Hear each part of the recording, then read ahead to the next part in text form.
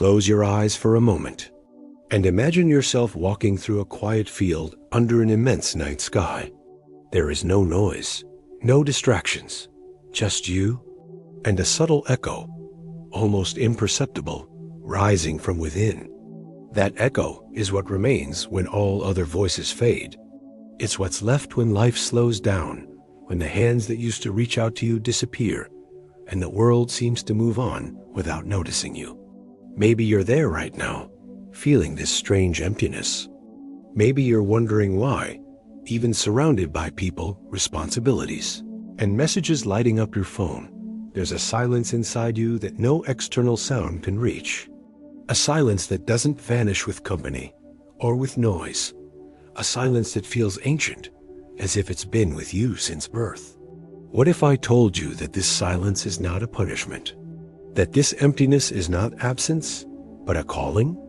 The loneliness you feel right now, this strange, at times suffocating presence, is not here to destroy you. It's here to guide you back to something you've forgotten. Something that still pulses at your center, though the noise of the world has covered it up. You are not alone. You are not invisible. The universe hears you, and more than that, it speaks to you. But the universe doesn't shout, it whispers. And we can only hear whispers when everything else goes quiet. The pain you're feeling right now may seem unbearable. It might ache in your chest, your skin, your bones. Neuroscience confirms this. Emotional rejection activates the same regions in the brain as physical pain. But what science is only beginning to grasp, the spirit has known forever. This pain is also a map back home. And home here isn't a place, it's a state of being. That feeling of not belonging, that sense of being disconnected from life, like you've lost your place in the world, it's not spiritual failure. It's the beginning of awakening, because every transformation begins with inner disarray, the collapse of what's no longer real, so the truth can emerge. Carl Jung once said that loneliness doesn't come from being alone, but from being unable to share what's most essential to us. Maybe that's what hurts you the most right now. Not the absence of company, but the absence of connection, especially with your own essence. You are not broken. You are being called to remember that you are more than the stories you were told, more than the roles you were assigned, more than the abandonment you've endured. You are consciousness in human form, vibration, light, and the entire universe, this loving, intelligent force that formed you, is waiting for you to listen again. Maybe, until now, you believed loneliness was a sentence. But what if it's an initiation? A sacred passage, a preparation for your frequency to rise, so it can finally meet the frequency of true love, the kind that begins within and only then appears outside. Today, we'll walk together through this subtle territory, where science and spirit become one, where pain transforms into wisdom, where absence reveals presence. This is not just a video, it's a calling. A remembering of who you are when everything external fades away. And by the end of this journey, perhaps you'll realize that what you've been calling loneliness was actually the universe, gently trying to remind you of yourself. Have you ever sat at a dinner table, surrounded by laughter, conversation, the clinking of glasses, and felt completely alone? Not the kind of aloneness that comes from being physically isolated, but the deep, aching kind that lives beneath the skin. A hollowness that doesn't go away just because someone is talking to you. That strange sensation of floating apart, even when others are inches away. This is what we call vibrational loneliness. It's when your energy, your frequency, feels out of sync with your surroundings. It's not about the quantity of people in your life. It's about the quality of resonance between your soul and the world around you. From a scientific perspective, everything that exists vibrates. Every cell, every thought, every emotion. They're all frequencies, broadcasting signals into the quantum field. Bruce Lipton, pioneer in epigenetics, reminds us that our biology is not static. Our cells are listening. They respond not only to chemicals and environment, but to the vibrational language of our thoughts and emotions. When we feel disconnected from ourselves feel it too. Loneliness, in this deeper sense, arises when the frequency of our inner world no longer matches the frequency of the relationships or environments we are part of. You can be in a long-term partnership, in a family, or in a bustling workplace, and still feel invisible. Not because people aren't present, but because your vibration is speaking a language that no one around you understands. Think of a symphony orchestra. Each instrument has its own tone. When they're in harmony, the music is transcendent. But if one instrument is wildly out of tune, the whole composition feels off. That is what happens when your spirit is vibrating on a frequency that the people around you can't hear. You become the solo violin in a room full of drums. Not wrong, just different. Just unheard. And here's the deeper truth. The universe does not punish with loneliness. It permits it, as space, as silence, as a pause in the noise so that you can hear something sacred, the sound of your own soul. You see, your essence, the truest version of you, vibrates with clarity. But life happens. Trauma, heartbreak, fear, conformity. These are like layers of dust over the lens of your frequency. Slowly, subtly, we begin to adjust our vibration to fit in. We dim ourselves to be accepted. We mirror the energy of others in an attempt to avoid abandonment. But the price of belonging at the cost of authenticity is internal dissonance. Your inner self knows when you're pretending. Your body tightens, your breath shortens, your nervous system moves into survival mode. That tightness you feel in your chest when you're trying to act normal, that's not anxiety. That's your energy field trying to tell you, this is not who I am. Vibrational loneliness isn't about being alone. It's about not being attuned. It is about feeling like your soul is singing a song that no one else can hear, not even you. In spiritual traditions, this is known as the dark night of the soul, a period when everything that once brought comfort loses its meaning. Relationships feel distant, achievements feel hollow. Even spiritual practices may feel muted. It's not depression, although it may look like it. It's not failure, it's recalibration. And here's where quantum physics and mysticism meet. Niels Bohr, one of the fathers of quantum theory, reminded us that the observer and the observed are not separate. Consciousness interacts with matter. What you observe changes. So when your vibration begins to shift, your outer world must also adjust. But that adjustment often begins with rupture. Vibrational loneliness is, paradoxically, a sign that you're evolving. It's the space between frequencies, where the old no longer fits, but the new has not yet fully arrived. It's a threshold, and like all thresholds, it is sacred. So what do you do when you find yourself in this space? First, you stop blaming yourself. There's nothing wrong with you. The pain is not punishment. It's a signal that you're outgrowing something. Maybe it's a relationship. Maybe it's a version of yourself you had to become to survive. Maybe it's an entire reality you once thought was yours. Second, you stop trying to fix the loneliness with noise, with distractions, with shallow connections that only make the void louder. Instead, you breathe. You slow down. You place a hand on your heart and say, I hear you. Because sometimes it's all your soul has been waiting for, to be acknowledged by you. Third, you begin to tune inward, like adjusting the dial on an old radio, searching for the signal beneath the static. Through stillness, journaling, conscious movement, or simply walking in silence with nature, you begin to sense your real frequency. Again, and the more you align with it, the more life begins to respond, not immediately, but inevitably. You are not meant to match the vibration of everyone around you. You are meant to embody your own, so clearly, so unapologetically, that those who resonate with it can find you. But that only happens after the silence, after the solitude, after the discomfort of being the only light in a room that doesn't see brightness yet. Vibrational loneliness is not your enemy. It is your initiation, the sacred in-between, the clearing before alignment. And maybe, just maybe, the ache you feel right now is the first note of your true symphony rising. There's a moment, quiet, often unnoticed, when the soul, still aching from loneliness, makes a decision. Maybe if someone sees me, I'll feel real again. And so begins the silent pursuit. Not always romantic.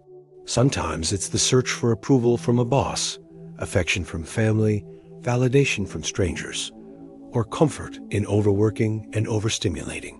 The need to be seen, to be touched, to be chosen, it becomes a quiet urgency. And yet, every attempt seems to fall short. Why? Because seeking love before reclaiming your frequency is like trying to tune into music using a broken antenna. You're moving, reaching, calling, but nothing quite lands. Nothing feels true. And sometimes it feels like love itself is avoiding you. But it's not love that's absent. It's resonance. It's alignment. In the quantum world, energy doesn't lie. Frequencies don't attract what we want. They attract what we are. If your inner state is vibrating with unworthiness, your external experience will mirror that. If your body is pulsing with the fear of abandonment, even the closest embrace will feel distant. Bruce Lipton's research shows us that our beliefs shape our biology. Every thought sends a chemical signal to your cells. Every emotion becomes a field around your body. You are, quite literally, broadcasting your inner state into the quantum field. The problem is, most people were never taught to claim their own frequency before seeking connection. We were trained to perform for love, smile for approval, succeed for recognition. We learned that love was something to be earned, not something to be remembered. And in doing so, we became strangers to ourselves. Think of your frequency as a signal. Unique, sacred, unmistakable. It is the sum of your truth, your essence, your deepest knowing. But if you've spent years, maybe decades, tuning that signal to please others, to be safe, to be accepted, and what's being broadcast isn't you. It's a distortion, a ghost signal. That's why relationships formed from a place of lack feel unstable, because they are. They rebuilt on the hope that someone else's energy will complete you, that someone will mirror back to you a worth you haven't yet found within. But love given under those terms is not resonance, it's rescue. And rescue love is always fleeting. You may be wondering, if I'm supposed to love myself first, what does that even look like? It's not about perfection. It's about presence. Reclaiming your frequency means coming back to the parts of you that were silenced, sitting with your wounds without judgment, listening to your sadness without trying to escape, honoring your longings without shame. It means being with yourself in such a radical, tender way that your nervous system begins to trust you again. Because when your inner world feels safe, your external reality begins to respond. Let's bring in neuroscience again. The vagus nerve, which runs from the brainstem to the heart and gut, is a key regulator of emotional and physiological balance. When we experience chronic rejection, even subtle emotional forms, the vagus nerve goes into defense. It tightens. It sends danger signals. We become hypervigilant, anxious, disconnected. But when we begin to engage in self-regulation practices, slow breathing, stillness, affirming inner dialogue, this nerve begins to calm. Our heart coherence improves. Our brain waves shift from survival to harmony. And in that state, we become magnetically different. People feel it. The universe feels it. Because we are finally emitting a clear signal, one that says, I remember who I am. I no longer beg to be loved. I am love reclaiming itself. Neville Goddard called this the law of assumption, the idea that what we assume to be true within ourselves becomes reality. Not because the world changes instantly, but because the filter through which we perceive it shifts. When you assume your own wholeness, when you feel it in your bones, The relationships you attract will reflect that assumption. But the invisible mistake is skipping that step, trying to manifest connection from a foundation of self-abandonment, looking for someone to echo back a self-love you haven't yet practiced. And that leads to the most common cycle: seeking, receiving fragments, feeling unsatisfied, and blaming either yourself or others. The truth is gentle, but uncompromising. Nothing outside of you can sustain what you haven't anchored inside. And this is not about isolation. It's about preparation. Relationships are sacred mirrors, but they read clearest when we already tuned to our own reflection, when we've come home to our frequency, when we've mourned what was lost, reclaimed what was hidden, and remembered what was always there. So here's a moment of honesty. If love has felt distant lately, ask yourself, am I vibrating as my true self, or as the version I thought would be loved? Am I reaching out because I'm overflowing, or because I feel empty? There's no shame in the emptiness, only invitation to stop, to turn inward, to whisper to yourself, even through tears, I miss you. Let's come back. Because when you come back to your original frequency, love doesn't need to be chased. It becomes inevitable. It finds you, not because you're looking, but because you're finally home. There's a strange moment that arrives when the world finally goes quiet. When the phone stops ringing, the door doesn't knock, and messages fade into silence, and you are left alone with yourself. For many, this silence feels unbearable. It's mistaken for rejection, for failure, for abandonment. But what if it's not any of those things? What if this silence is a sanctuary? Loneliness, in its rawest form, is not the absence of people. It is the absence of distractions. And in that rawness, something sacred begins to stir. Most people try to escape it. They reach for the next conversation, the next screen, the next task. The ego panics in the presence of emptiness, but the soul knows better. The soul has been waiting for the noise to die down, because only in the silence can the whisper of the universe be heard. It is in the deep stillness that the most powerful transformations occur. It is not during the applause, the noise, or the validation of others that you truly awaken. It is when you sit completely unseen and realize, I still exist. I still matter, even when no one is watching. In neuroscience, we talk about the default mode network, a collection of brain regions that become active when we are not focused on the outside world. This network lights up in solitude, in daydreaming, in reflection. It's where identity is processed, where past and future are contemplated. It's where meaning is made. Loneliness activates this space in the brain because it strips away external stimulation. And what remains is the self in its purest form, unmasked. From a spiritual lens, this is the womb of awakening, the sacred void. The mystics, the sages, the ancient initiates, all of them knew that solitude was not punishment. It was preparation.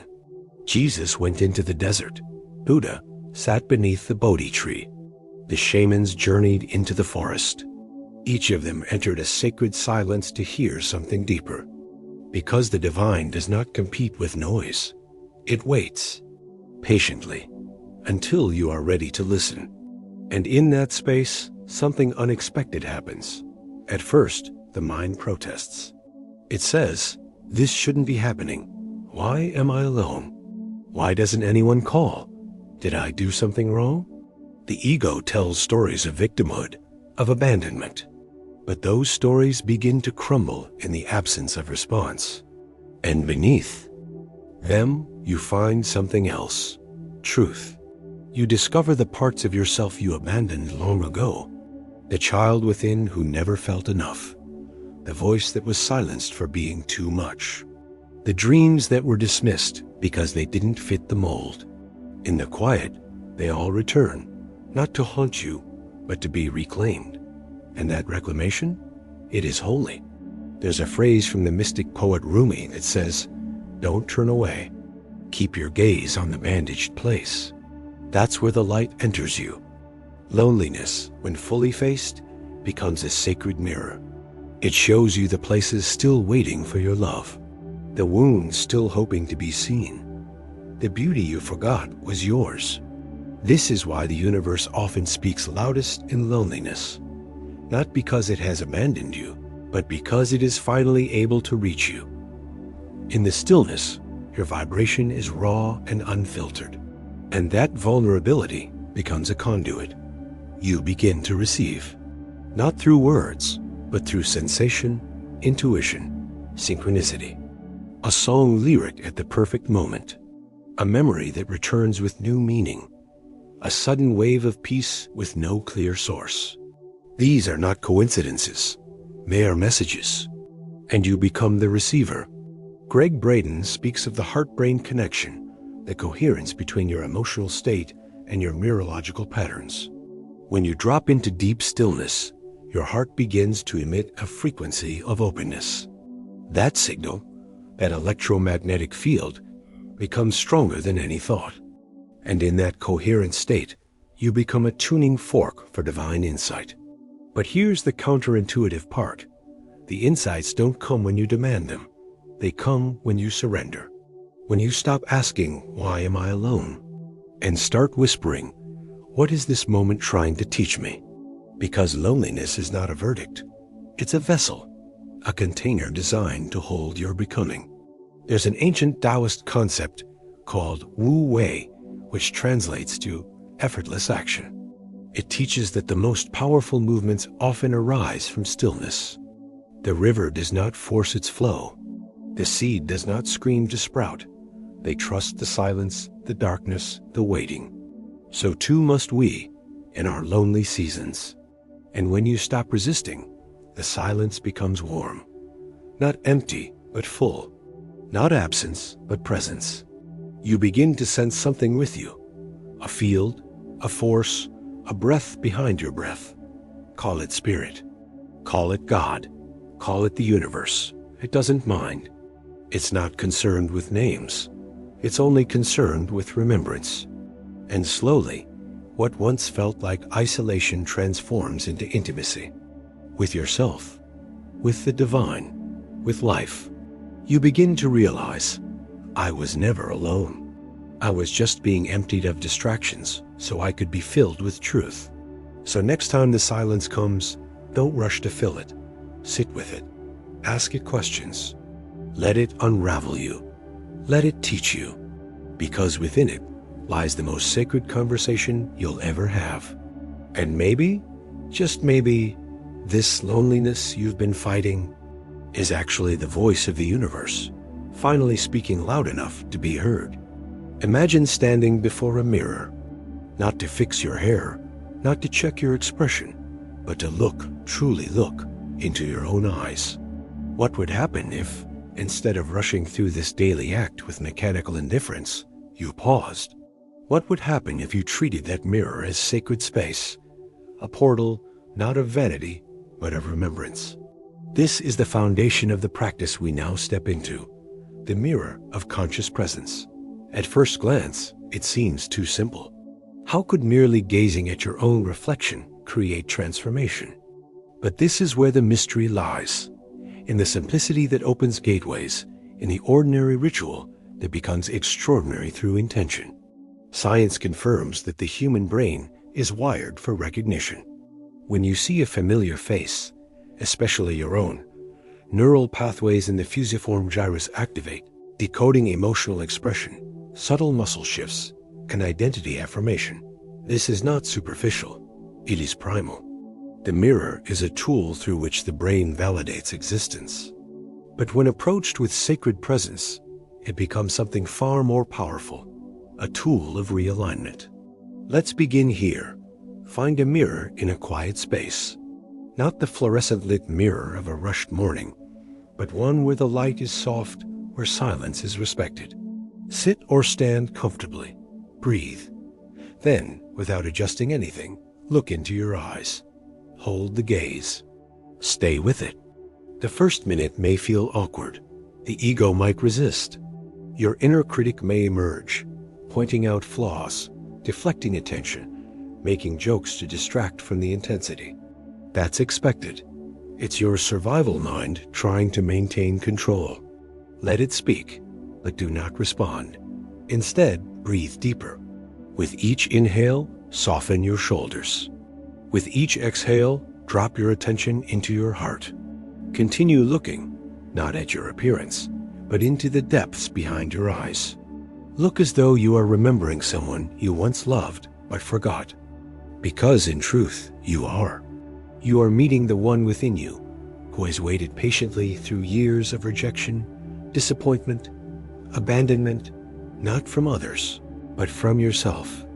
You are meeting the child who was once seen with wonder, the teenager who dreamed without apology, the soul who longed to be understood. This practice is not passive, it is an energetic exchange.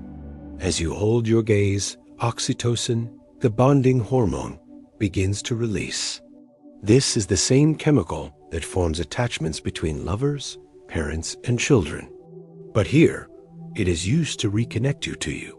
The act of seeing yourself in this conscious, non-judgmental way activates parasympathetic states in the nervous system, those of rest, repair, and safety. The brain shifts from beta to alpha and even theta waves, the frequencies of introspection, insight, and emotional healing. Your body, mind, and field begin to synchronize, and something more subtle begins to happen. Your frequency starts to retune, because you're no longer outsourcing your identity. You're no longer waiting for someone else to reflect your worth. You are reclaiming your signal at its source.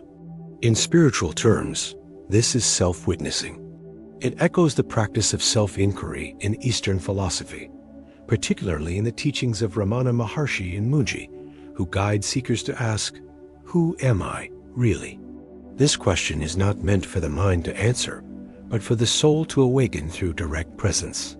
Looking into the mirror, you are not asking, "What do I look like?" You are asking, "Who is looking?" You are inviting your essence to return from wherever it was hidden, denied, fragmented.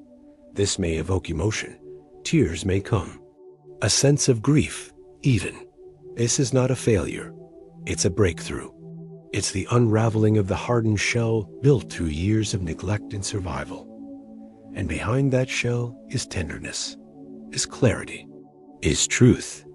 Neville Goddard once said, "Change your conception of yourself, and you will automatically change the world in which you live." This practice is exactly that, not changing through effort, but through presence, through reintroducing yourself to yourself, without masks, without narratives, without performance.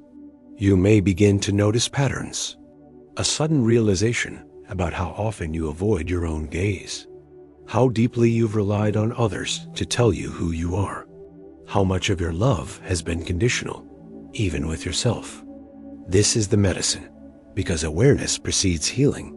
And as you continue this practice, perhaps daily, even for just 7 minutes, the reflection changes.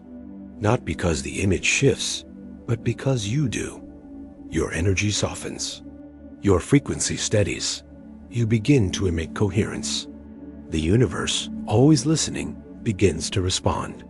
People might not know why they feel different around you, why they feel safe, seen, drawn, but you'll know. It's because you've seen yourself, and in doing so, you've become magnetic. Let me offer you a simple mantra to hold during this practice. I am not the story. I am the presence that sees. Whisper it if needed. Say it silently as you breathe. Let it root. Let it realign, because this mirror is not a surface. It's a doorway.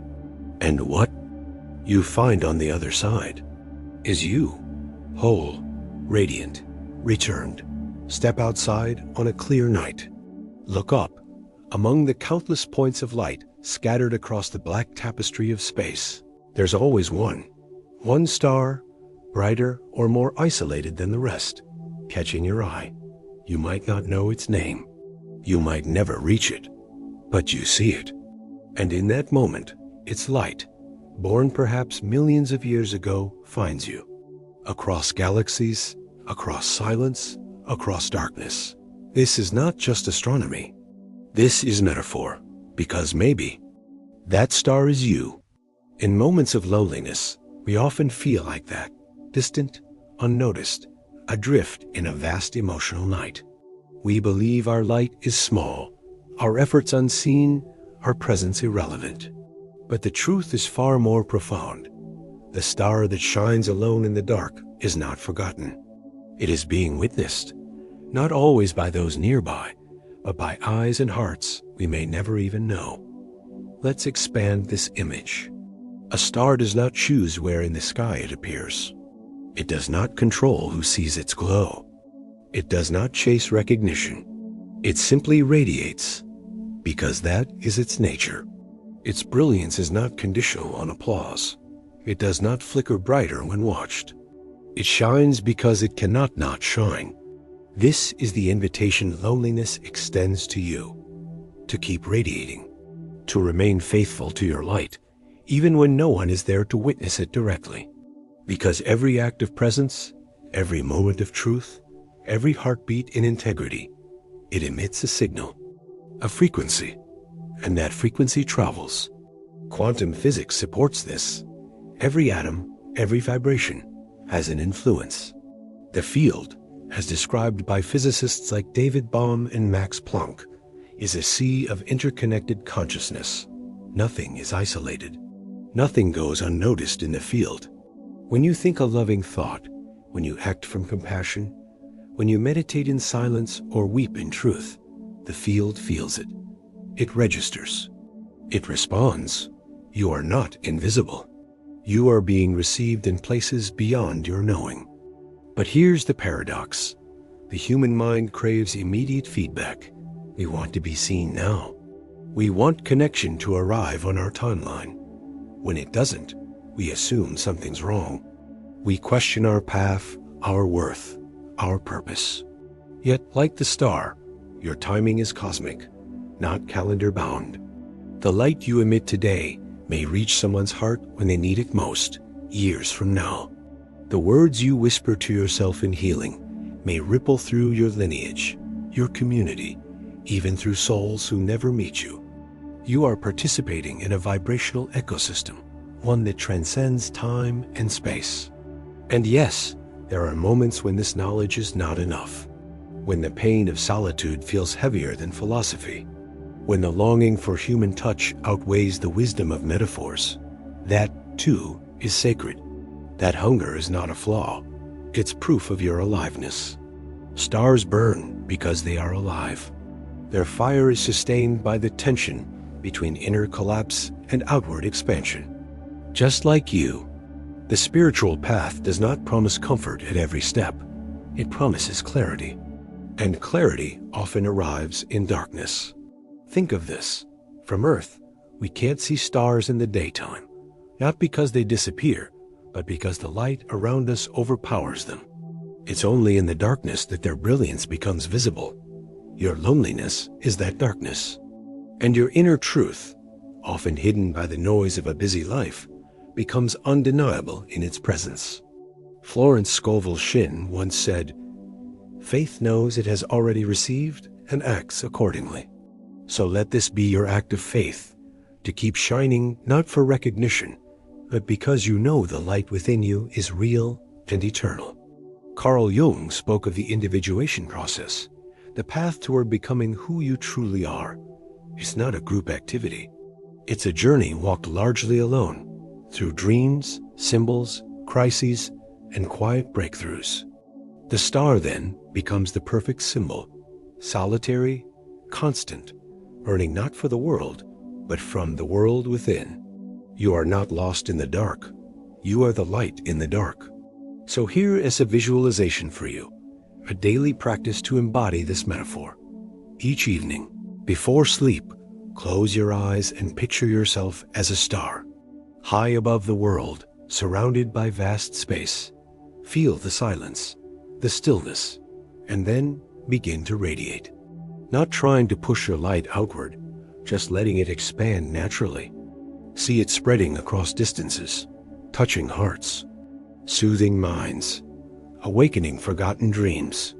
Trust that it reaches exactly who it needs to reach. And then whisper to yourself, even alone I shine, even unseen I guide, even in silence I am heard. This is not imagination. This is alignment. The field listens to vibration, not volume. And so, the next time you feel like your existence is small, like your loneliness is proof of irrelevance, remember this: the greatest lights are often the most solitary. Not because they are unloved, but because they are ancient, purposeful, time to appear when the sky is darkest. You are not waiting to be seen. You are already being seen from afar, and your light is arriving. Now take a breath, a real one, deep, slow, from the core of your being. Let it fill your chest, your belly, your throat, and as you exhale, let the silence return. But this time, don't fear it, don't resist it, just listen.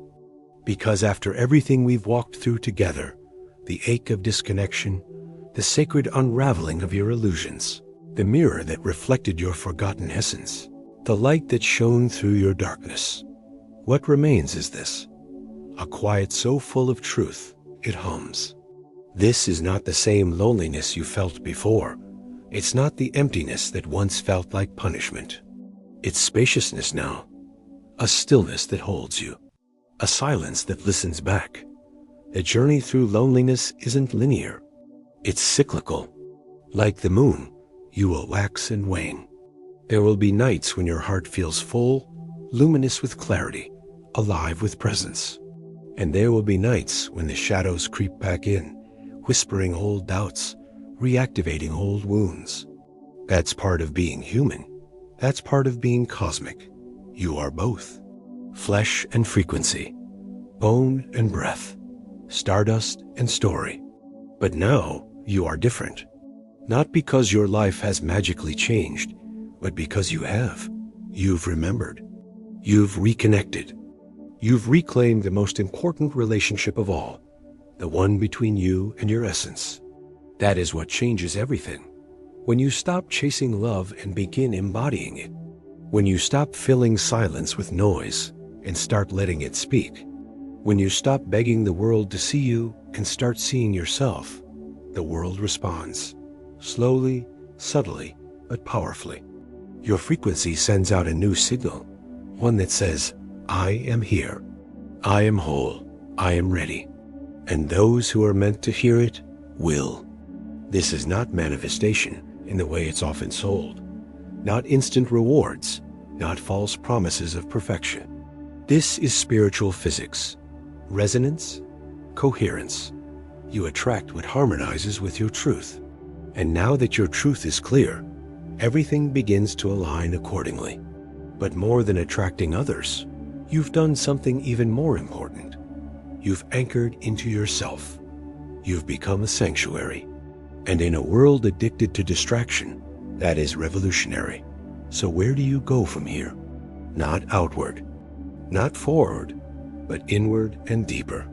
Let this be your new practice. Radical presence, radical honesty, radical compassion for every version of yourself, the one who longed, the one who broke, the one who forgot, and the one who is now remembering, because the universe was never against you.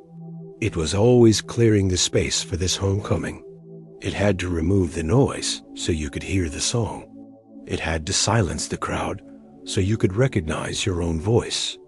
That voice, it's soft but sure. It doesn't scream. It doesn't beg. It simply is. And when you follow it, even through the night, you become the light others are searching for. So let's close with this image. You sitting in silence. A mirror before you. A star above you. A breath within you. No one watching. No one performing. Just presence. Just awareness. Just truth. And in that moment, you understand, not with your mind, but with your soul, that you are never truly alone. You are being prepared. You are being refined. You are being tuned. And now you are being seen. Let this question echo in your heart. What if the loneliness I feared was the sacred space my soul created for its own return? You are not forgotten. You are not broken. You are light, ancient, radiant, and rising. And the universe? It has always been listening. With gratitude, always.